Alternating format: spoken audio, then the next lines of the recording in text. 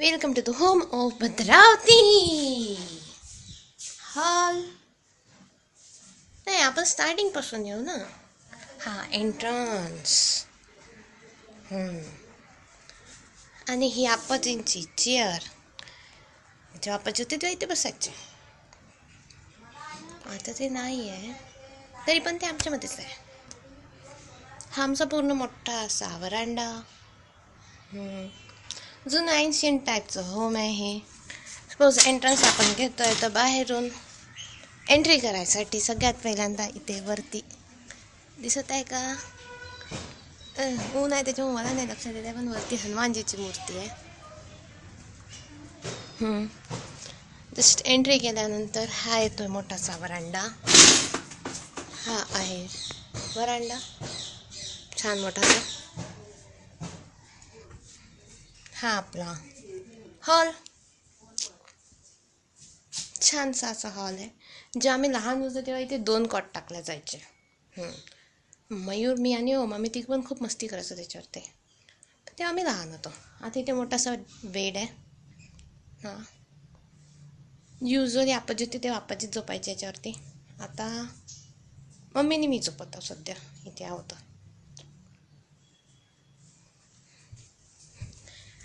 Next room आहे आमची मधली रूम. इथे हा आमचा मोठू मल झोपलेला आहे दादीच्या बेडवरती. दादीच्या बेडवरती हा मोठू मल झोपला आहे. आणि मी ह्या पूर्ण घरचं शूट घेत आहे ऍक्च्युली एंट्री पासून. त्याच्यामुळं हे मधल्या रूम मध्ये दादीच्या बेडवरती हा मोठू मला आमच्याकडला झोपलेला आहे.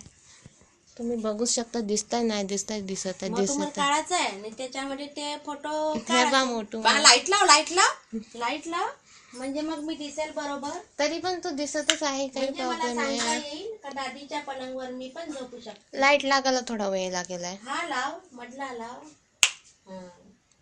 तरी काही दिसत नाहीये. तुझा उजेड कमी आहे का पडायसाठी? हा मोठू माल.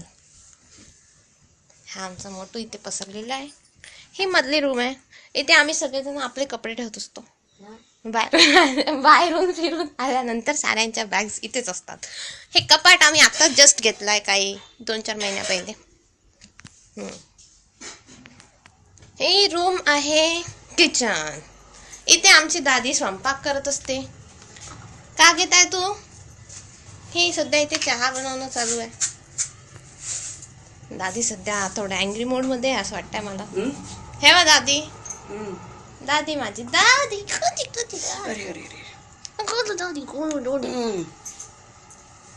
है ना दादू. ही आमची दादी आहे.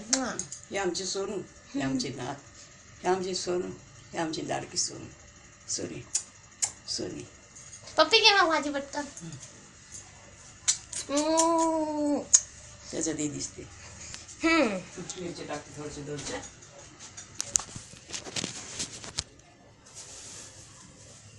हे भद्रावतीच्या घरचं मंदिर आमचं. नाही, एक अनु, माता राणी सगळ्यांचं. ऑब्विसली रॅक आहे, तिकडे पण रॅक आहे. माझं फेवरेट घर आहे. म्हणजे मला इथे आल्यानंतर निघायचीच इच्छा नाही होत कधीच नाही. म्हणजे इकडेच राहायला पाहिजे.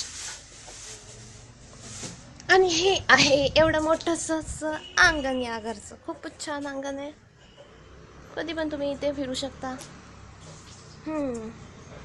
इकडे सगळे वॉशरूम्स आहे. हे झाड, हे अंगण. आम्ही ते खेळायचं. म्हणजे पहिल्यांदा आधी तिकडे जांबाचं झाड होतं, सीताफळांचे झाड होते खूप सारे, लिंबाचे झाड होते खूप सारे. जेव्हा जांबाचं झाड होतं तेव्हा आम्ही लोक खूप सारे जांब खायचं. ते झाड तोडल्यानंतर समथिंग काही प्रॉब्लेम असेल तर ते झाड तोडण्यात आलं. या अंगणामध्ये आप्पाजींनी मला फर्स्ट टाइम बॅडमिंटन शिकवलं होतं. पहिल्यांदा बॅडमिंटन घेऊन दिला आणि मग मला खेळायला शिकवलं माझ्या आप्पाजींनी. असं आहे माझं भद्रावतीचं घर. इथे माळ्यावरती पण 4 रूम आहे आणि इकडे बाजूला पण पुन्हा 3 रूम आहे, जिथे राजमामा झोपतात. आता बेडरूम म्हणून ते यूज करतात तिकडच्या रूम्सला. वरती सुवर्णा मावशी असते आणि 2 रूम तिच्या अंडर आहे. 2 रूम दादी झोपायची आधी. आता कोणीच नाही झोपत तिथे. मेंटेनन्ससाठी थोडं जड जाते. ठीक आहे, एवढं मोठंसं घर आहे, चालतेच आहे. खूपच मस्त वाटते. टाटा.